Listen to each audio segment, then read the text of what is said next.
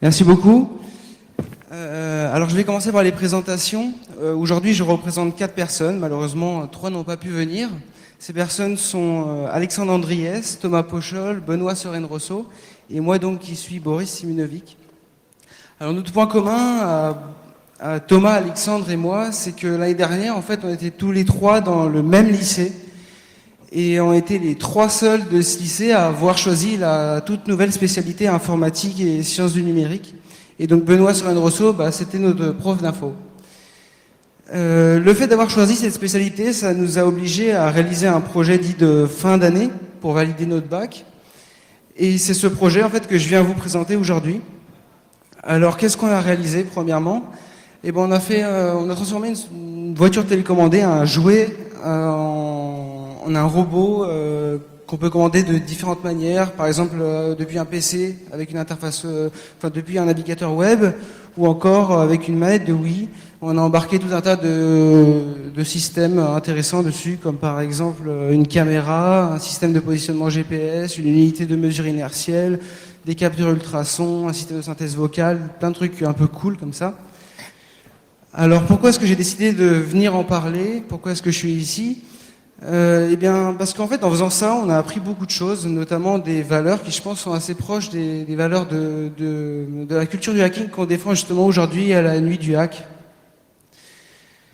Alors, pourquoi est-ce que je pense qu'on a eu une démarche de bidouilleur, comme l'avait dit Benjamin Bayard l'année dernière? Eh bien, essentiellement parce qu'en fait, on est parti de pas grand-chose. Premièrement, parce que niveau matériel, on n'avait presque rien.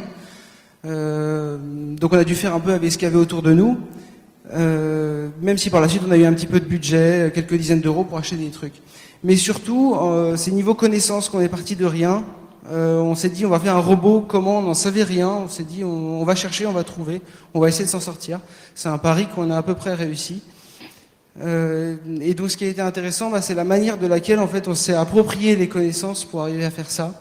Donc du coup il a fallu chercher, se renseigner, expérimenter, tester, tâtonner, bidouiller. Et c'est ça qui a été intéressant et c'est ça que j'ai envie de partager aujourd'hui. Donc on a acquis des connaissances qui sont certes un peu approximatives, vu que ce n'était pas des connaissances académiques qu'on a acquises, mais on a quand même réussi à faire quelque chose de cool, quelque chose qui fonctionne. Et c'est ça qui est intéressant. Donc mon but aujourd'hui, étant donné que j'ai des connaissances approximatives, c'est pas de vous faire un cours ou de donner des détails techniques pointus. J'ai simplement envie de partager une démarche. Je suis venu aujourd'hui pour partager une démarche et aussi pour démontrer que tout le monde peut faire ça, que c'est à la portée de tout le monde. Alors on va commencer par... mon plan va être assez simple. Je vais faire une grande partie pour chaque fonctionnalité essentielle de la voiture, pour chaque composant. Donc on va commencer avec le châssis. Voilà, on est parti d'un jouet qui ressemblait à peu près à ça. La photo qui est à gauche, on a tout enlevé, la coque, le système de commande. Le but c'était de garder uniquement le châssis, donc la partie plastique qui maintient les roues, les moteurs et le système de guidage. Donc voilà, on a gardé que les moteurs, les roues et le châssis en plastique. Donc après on a commencé à fabriquer notre propre support. Au départ ça ressemblait à ça. Alors ça c'est 2 planches de parquet et des tiges filetées qu'on a découpées à la meuleuse. Bon, c'était pas terrible, ça tenait pas très bien. Et puis surtout, un jour, on était dans la salle de techno de notre lycée, et puis on était assis à côté de plaques de PVC et d'une thermoplieuse. Alors on s'est dit, il y a un truc cool à faire. Donc du coup, on s'est mis au travail, on a découpé, on a plié avec la thermoplieuse, et puis on a obtenu ce résultat-là. Donc un peu plus de place, c'était un peu plus joli. Voilà. Ensuite, il a fallu s'interroger sur le système de commande. Comment est-ce qu'on allait commander tous les instruments qui allaient être à bord de la voiture. La question c'était principalement est-ce qu'on utilise l'Arduino, le Raspberry Pi, parce que c'est les 2 trucs sur lesquels il y a beaucoup de documentation grand public. Et donc étant donné que nous on ne connaissait pas grand chose, ça allait être forcément l'un de ces 2-là. Donc le choix s'est tourné rapidement vers le Raspberry Pi, étant donné qu'on voulait gérer un flux vidéo et qu'on voulait faire tourner un serveur web à part entière sur la voiture. Donc c'est le Raspberry Pi qu'on a choisi. Donc le Raspberry Pi, c'est comme la plupart d'entre vous le savent, je pense, c'est un tout petit ordinateur et son avantage, c'est qu'on peut interagir très facilement avec le monde entre guillemets réel, grâce aux proches broches GPIO du Raspberry Pi, comme on les voit en haut à gauche. Ensuite, il a fallu trouver comment alimenter notre Raspberry Pi. Donc, on utilise une batterie de recharge de téléphone portative qu'on voit en bas à droite. Ensuite, il a fallu essayer une première interaction avec le monde réel. Comment déclencher quelque chose comment à partir d'un programme déclencher quelque chose qui est de réel, quoi. Donc on s'intéressait au premier truc simple qu'on a pu trouver, c'est-à-dire la lampe, l'éclairage de la voiture. C'est une interaction de type tout ou rien, c'était assez facile. Donc en fait la lampe, elle consomme trop de courant, plus que ce que ne peut fournir un pin GPIO du Raspberry Pi. Donc du coup, il a fallu trouver comment faire. Donc on a compris qu'il fallait utiliser un relais. Mais sur le circuit de commande en fait, du relais consommait déjà trop de courant. Donc du coup, on a compris qu'il fallait utiliser un circuit de transistor avant. Mais bon, on ne savait pas trop faire tout ça. Alors on a décidé d'utiliser une plaque toute faite, surtout qu'on a vu qu'il n'y avait pas trop de protection sur les pins GPIO du Raspberry Pi. Et donc du coup, on risquait d'endommager gravement le Raspberry Pi si on faisait des bêtises. Donc on a acheté une plaque de ce type-là pour commander notre lampe. Ensuite on a utilisé la librairie WiringPi pour pouvoir commander facilement les pins. Donc ici on voit la suite d'instructions qui permet d'allumer ou d'éteindre la lampe. Donc on définit le pin en sortie, puis ensuite on veut passer à l'état haut ou à l'état bas. Ensuite on est passé à des choses plus sérieuses. Il a fallu comprendre comment il fallait contrôler les moteurs.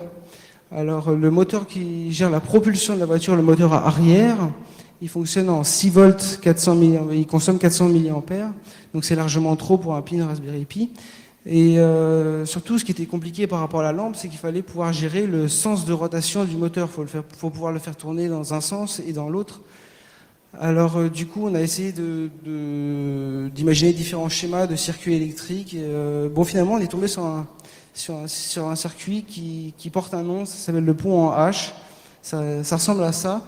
Et en fait, en commutant astucieusement les interrupteurs qu'on voit sur ce schéma, on peut faire passer le courant dans un sens ou dans l'autre à travers la charge. Mais c'était pas terrible parce que du coup, ça nous obligeait à utiliser 4 relais par moteur, ce qui fait qu'au total, on devait utiliser 8 relais.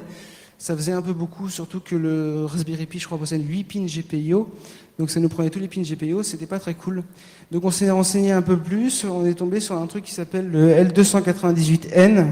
C'est un contrôleur moteur. Et donc là, on a besoin plus que de 2 pins GPIO par moteur.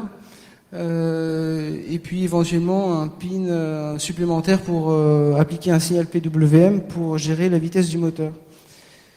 Donc ici, vous pouvez voir le circuit interne de la puce, une partie de la documentation et surtout, tout à droite, une carte toute faite avec un système de protection de la puce, du genre des MOSFET et puis un dissipateur, etc.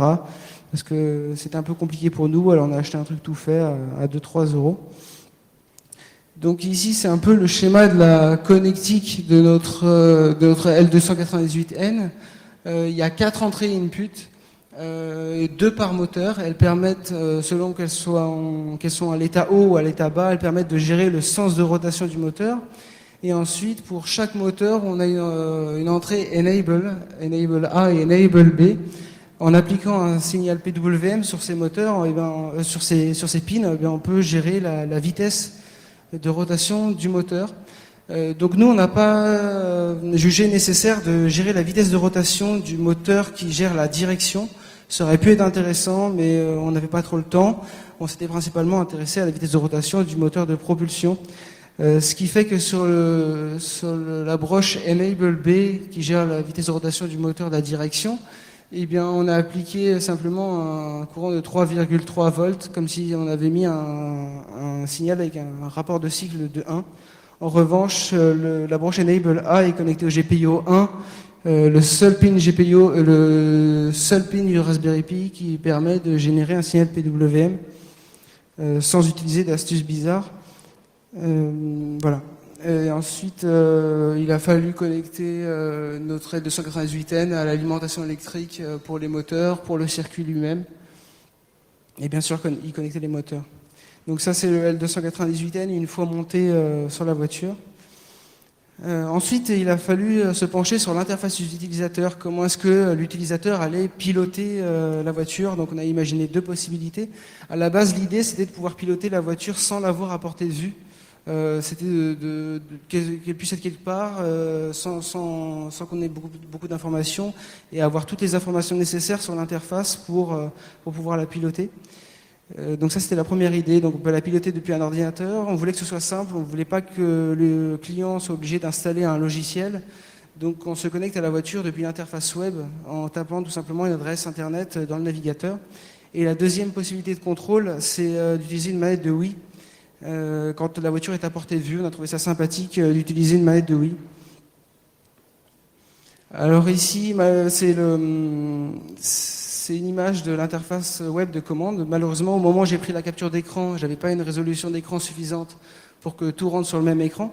Donc vous pouvez voir ici le rendu de la caméra, des boutons à gauche qui permettent de déclencher tout un tas d'actions sur la voiture, comme par exemple allumer la lumière, stopper la voiture. Il y a une détection d'appui de touche pour contrôler les moteurs et tout un tas d'autres fonctionnalités qu'on verra après.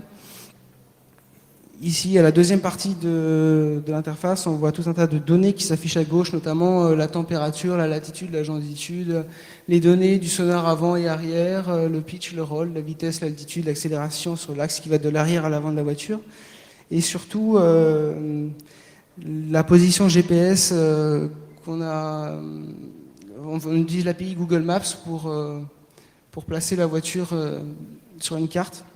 Et là, on ne le voit pas, mais quand la voiture se déplace, le trajet, il y a une ligne qui trace le trajet. Donc ça, c'est le principe général de fonctionnement de notre interface. En fait, la voiture, c'est un serveur à part entière. Dessus, il y a un serveur Apache, il y a PHP, il y a MySQL. Et le client se connecte. Donc la voiture, elle est reliée au réseau local. On avait aussi imaginé la 3G, etc., mais on n'a pas eu le temps d'aboutir. Donc la voiture est connectée au réseau local, le client y accède comme à un site internet et la communication se fait presque exclusivement avec des requêtes Ajax pour éviter le rechargement de la page. On a utilisé jQuery pour simplifier un petit peu les requêtes Ajax et les données de la voiture vers le client circulent au format JSON.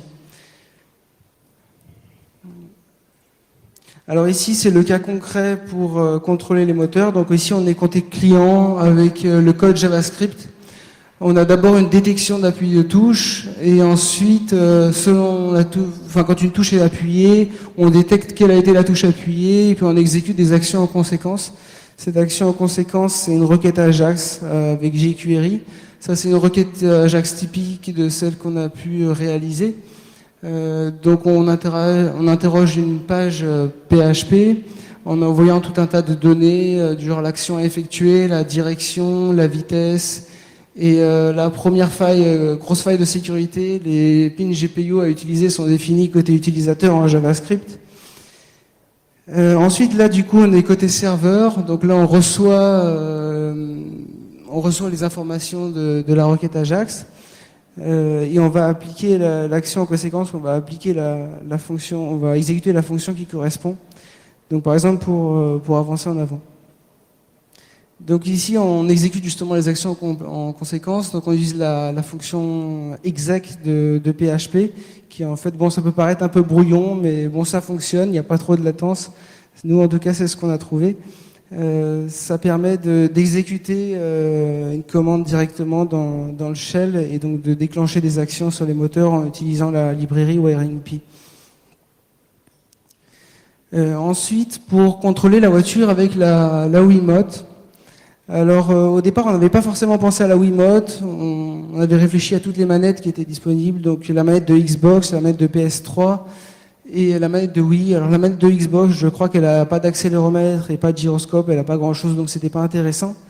La manette de Sony, il y avait quasiment aucune documentation disponible, c'était presque impossible de trouver des choses intéressantes. En revanche, pour la manette de Wii, on a trouvé énormément de documentation, des librairies toutes faites. Donc on a utilisé un module Python tout fait qui s'appelle Python CWID. Codé par Danny Smith, je crois. Donc la manette de la Wii, elle communique en Bluetooth. Donc du coup, il a fallu ajouter un dongle Bluetooth à notre voiture. Il a fallu aussi installer tous les paquets qui étaient nécessaires au fonctionnement du Bluetooth, donc le paquet Bluetooth, Bluetooth, Blueman. Ensuite, on a quasiment tout fait en Python. On a utilisé le module Python COID pour l'interaction avec la manette, et on a utilisé le module Python RPI.GPIO pour interagir avec les pins GPIO. Alors ensuite vient toute une séquence d'initialisation. Donc en premier lieu, on établit la connexion avec la manette à ce niveau-là. On attend que l'utilisateur appuie sur les touches 1 et 2. Ensuite, on indique au module Python qu'on s'intéresse aux touches qui vont être appuyées sur la manette ainsi qu'aux données des accéléromètres. Et ensuite, on allume une LED sur la manette histoire de montrer que la connexion s'est établie correctement. Ensuite, on définit tout un tas de pins qui vont nous être utiles pour la suite. Ensuite, on configure tous ces pins comme des sorties. On indique que notre signal PWM sera une fréquence de 70 Hz. Et ensuite, on va définir d'autres données, notamment une marge d'inclinaison. Alors, les données qui sont là, les valeurs d'angle qui sont là, en fait, c'est pas des unités d'angle. On va revoir ça après. L'idée, c'est de définir une marge pour laquelle on va considérer que la manette est à l'horizontale, parce que sinon c'est extrêmement désagréable. Pour pouvoir stopper la voiture, d'être obligé de trouver pile poil la position d'équilibre de la manette, c'est assez énervant. On définit ensuite une valeur minimale et une maximale de rapport de cycle. Alors voilà, l'idée c'est de comprendre comment, il a fallu qu'on comprenne comment on allait, à partir des données d'un accéléromètre, comment est-ce qu'on allait traiter cette information pour appliquer un ordre concret au moteur. Donc ça se passe un petit peu comme ça. Donc en fait la puce qu'on voit à gauche ici, c'est la DXL 330, c'est l'accéléromètre qui est présent dans la manette de Wii, c'est un accéléromètre analogique. Donc ça se passe comme ça. Donc les données analogiques de l'accéléromètre, elles sont traitées par la manette de Wii, ça devient une information numérique, je crois qu'elle est codée sur un seul octet. Ensuite on communique en Bluetooth avec notre Raspberry Pi. Et ensuite, au niveau du Raspberry Pi, il va falloir décider des règles à appliquer pour appliquer un signal compréhensible par notre L298N pour contrôler le moteur. Donc il y a tout un tas de traitements de l'information à faire à ce niveau-là pour transformer les données de l'accéléromètre en un rapport de cycle à appliquer au moteur. Donc en fait, ce qu'on a, c'est qu'on a une accélération sur chacun des axes de la manette en unité arbitraire entre 0 et 255, en plus en entier non signé. Et ce qu'on veut obtenir, c'est le sens d'inclinaison de la manette, et puis on veut aussi pouvoir quantifier l'inclinaison de la manette pour en déduire une vitesse. Alors ça, c'est des informations qu'on a pu trouver, je crois que c'est un TP de SI, ça vient de Louis Legrand, je crois, je me souviens plus, j'ai pas trouvé le nom du prof. Donc l'idée, c'est qu'on va considérer qu'à chaque fois qu'on va prendre une mesure sur la manette, elle est immobile, et donc la seule accélération qui est ressentie, c'est l'accélération G. Donc là, on voit cette accélération G dans différentes configurations. Et si on se met dans cette position-là, on voit qu'on peut espérer déterminer l'angle d'inclinaison. Bon, finalement, ça marchait pas très bien. Vous voyez, en faisant un peu de trigo, en connaissant la norme de G et puis en connaissant une composante du vecteur d'accélération G, on pouvait essayer de faire un peu de trigo et trouver l'angle. Bon, finalement, ça marchait pas très bien, on n'avait pas des données suffisamment précises. Et on s'est rendu compte qu'en fait, on n'avait pas besoin. La première erreur qu'on avait faite, c'était de s'entêter à essayer de trouver un angle en valeur d'angle, en degrés. Finalement, ça n'a pas été utile. On s'est rendu compte que simplement en s'intéressant à la variation de la composante du vecteur d'accélération sur l'un des axes, on pouvait obtenir une donnée tout à fait intéressante qui devait aller proportionnelle à peu de choses près, grosso modo, à une valeur d'angle. En tout cas, ça suffisait pour pouvoir commander tout à fait agréablement la voiture. Donc globalement, ça se passe comme ça. Tout à gauche, on a Twimote, le module Python COID qui nous permet de récupérer facilement les données des accélérateurs. Et donc là, on obtient donc une valeur d'accélération sur chacun des axes de la manette, un entier en valeur en unité arbitraire.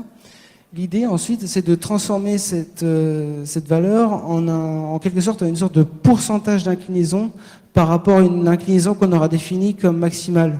L'idée, c'est de pouvoir dire, bah là, la manette elle est inclinée de tant de pourcents par rapport à cette inclinaison qu'on considère comme max. Et ensuite, ce pourcentage, cet entre guillemets pourcentage d'inclinaison, l'idée, c'est de pouvoir le transformer en une valeur de rapport de cycle, en tenant compte d'un rapport de cycle, d'une valeur de rapport de cycle minimale qu'on aura définie, et d'une valeur maximale.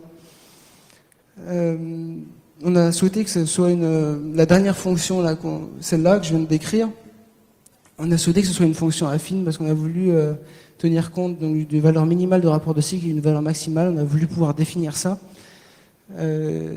Donc du coup, la représentation graphique de cette fonction, elle ressemble à ça.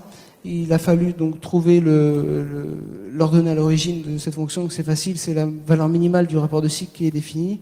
Et le coefficient directeur, on le trouve avec la formule classique YB moins YA sur XB moins XA, c'est-à-dire valeur maximale de rapport de cycle sur valeur minimale divisée par 100 moins 0. Donc ici en abscisse, oui, j'ai oublié de préciser, c'est le pourcentage maximal d'inclinaison, le pourcentage d'inclinaison de la manette, et en haut la valeur du rapport de cycle que nous renvoie la fonction. Et une fois qu'on a obtenu cette valeur de rapport de cycle, eh bien, on utilise le module Python RPI.GPIO pour appliquer en conséquence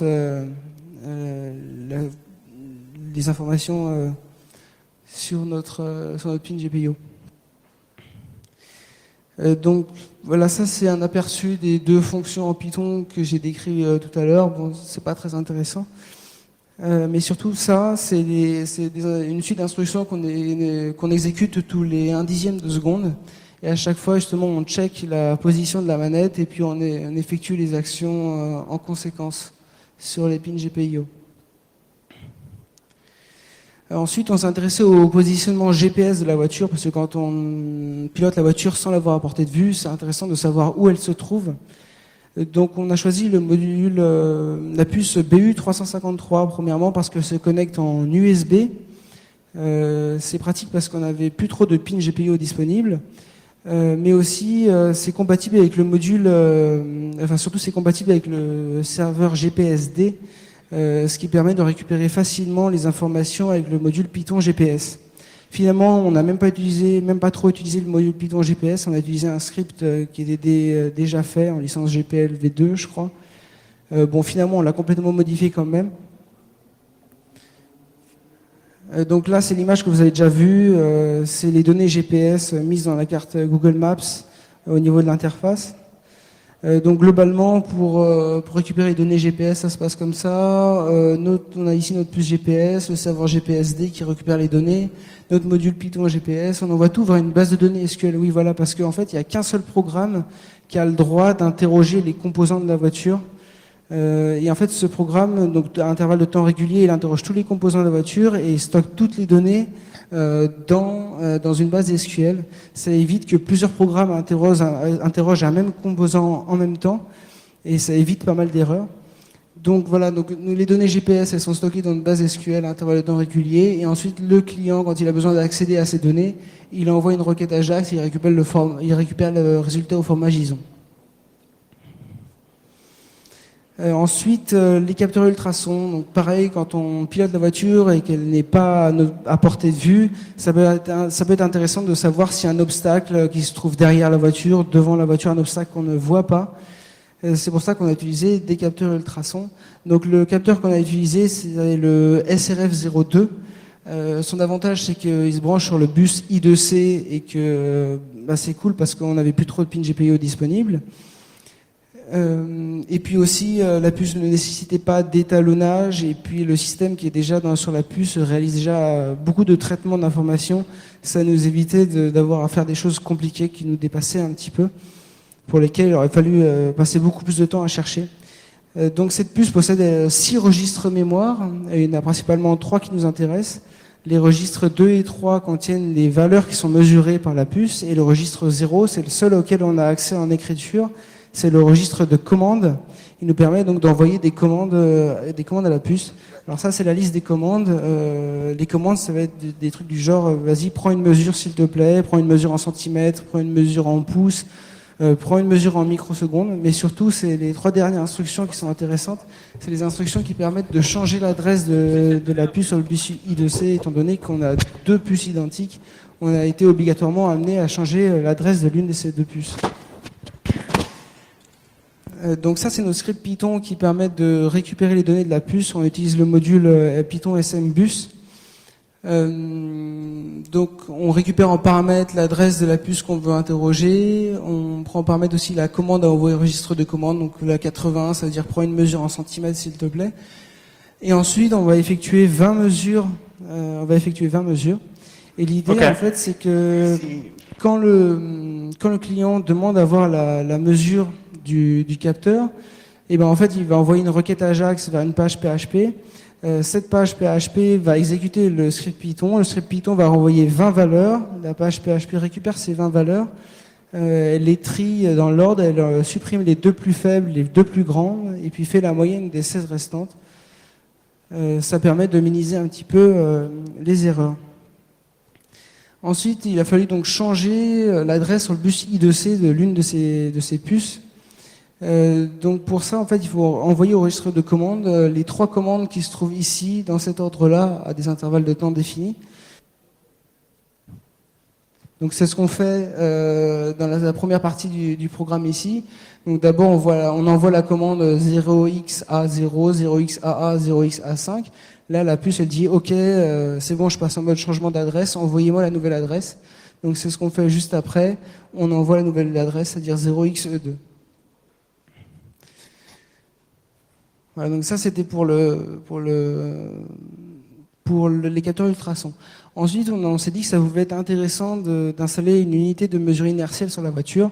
Quand on n'a pas à portée de vue, ça peut être intéressant de savoir si elle est inclinée, si elle est penchée, si elle est en train d'accélérer ou pas. C'est des données qu'on a qu'on a visuellement quand elle est sous nos yeux, mais c'est pas si évident que ça quand on la commande à distance. Donc cette puce, c'est le MPU 6050. Pareil, elle se branche sur le bus I2C. Donc c'était pratique. Ça coûte pas grand-chose, ça coûte un truc du genre 2 ou 3 euros. Et ça permet de faire plein de choses. C'est un gyroscope et un accéléromètre 3 axes. Alors déjà, on a eu un premier souci, c'est que si je me trompe pas, un gyroscope, c'est un outil qui donne une position angulaire, et un gyromètre, c'est un truc qui donne une vitesse angulaire. Malheureusement, sous le nom de gyroscope, en tout cas, on a acheté un truc qui nous donnait une vitesse angulaire. Au départ, on savait pas trop comment se dépatouiller, on n'avait pas les connaissances en maths et en physique pour savoir comment on fait. Donc il a fallu chercher un petit peu, on a mis beaucoup de temps avant de trouver, donc on a compris qu'il fallait intégrer par rapport au temps la vitesse angulaire qu'on obtenait. Donc ça se traduisait sous la forme d'une somme, étant donné qu'on travaillait en numérique. Donc la somme, pour avoir une précision suffisante, il fallait sommer beaucoup de valeurs, c'est-à-dire interroger très souvent la puce, étant donné qu'on n'avait pas un système temps réel. Le bus I2C était saturé et ça commençait à déconner un peu dans les communications. Donc bref, ça marchait pas trop, on avait du mal à se dépatouiller et finalement on a trouvé un truc tout fait, un module Python tout fait, codé par Stéphane Colla, pareil sous licence GPL V2. Donc on a utilisé ça et finalement ça a été assez simple, il y avait que quelques commandes et puis on récupérait très simplement les angles. Donc ça, c'est la puce une fois connectée sur la voiture. Vous remarquerez une fois de plus l'utilisation du scotch double face.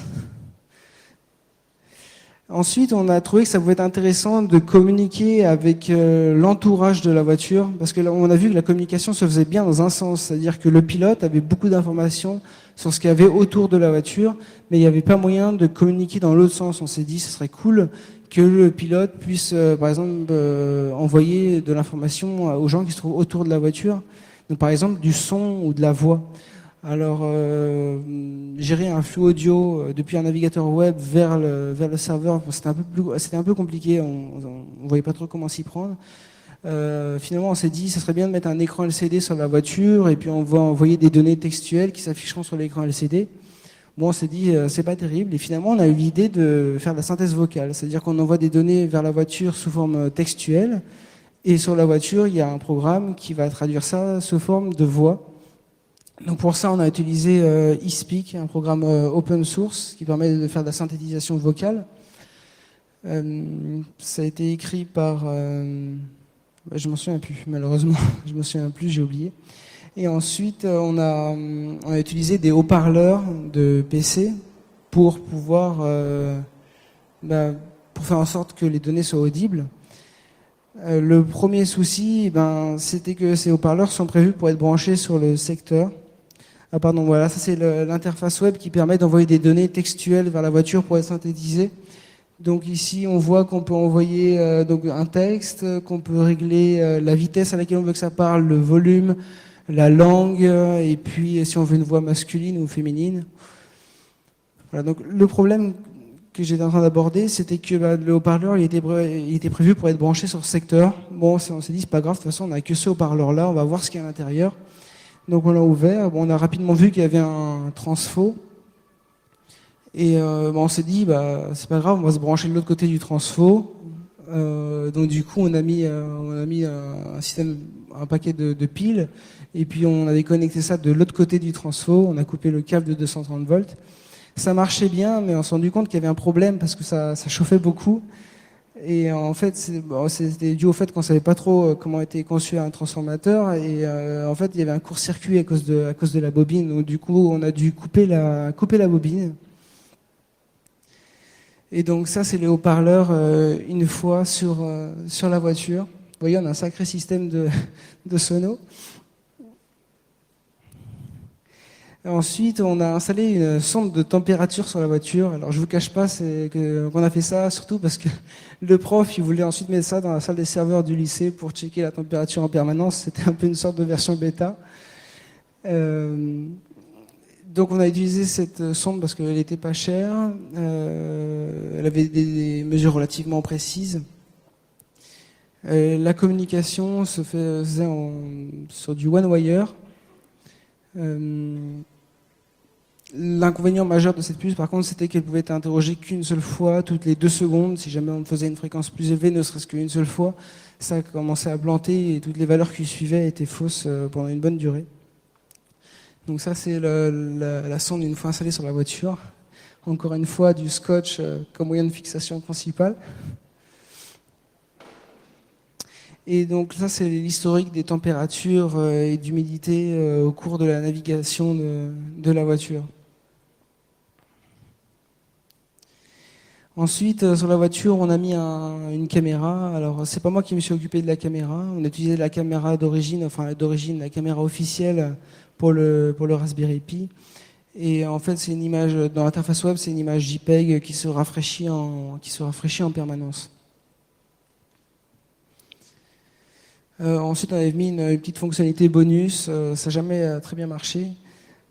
Il y avait possibilité de brouiller les signaux radio FM autour de la voiture en utilisant le programme Pi-FM, en fournissant en paramètre un fichier audio, et puis on pouvait émettre comme ça autour de la voiture pour faire des petites blagues, des signaux FM. Voilà, j'ai terminé. Pour conclure, j'espère avoir réussi à démontrer que c'est un peu à la portée de tout le monde, que tout le monde peut se dire, tiens, demain, je vais fabriquer un robot, je ne sais pas comment faire, mais c'est pas grave, je vais chercher, j'essaie de trouver, je suis sûr qu'il y a moyen de faire quelque chose. Ensuite, j'espère avoir contribué un petit peu à apporter un peu ces valeurs du bricolage, à populariser un petit peu ces valeurs du bricolage et de la bidouille, hein, du hacking. Et puis une petite note à ceux qui ont conçu les programmes de spécialité en terminale. Je trouve qu'ils ont été plutôt innovants et ça a été cool parce qu'en spécialité, ils nous laissent la possibilité, ils nous laissent beaucoup de liberté dans la manière dont on a envie de s'approprier les connaissances du moment qu'on parvient à l'objectif fixé par le prof. Et c'est ça qui nous a permis de réaliser un tel projet. Voilà, j'ai terminé.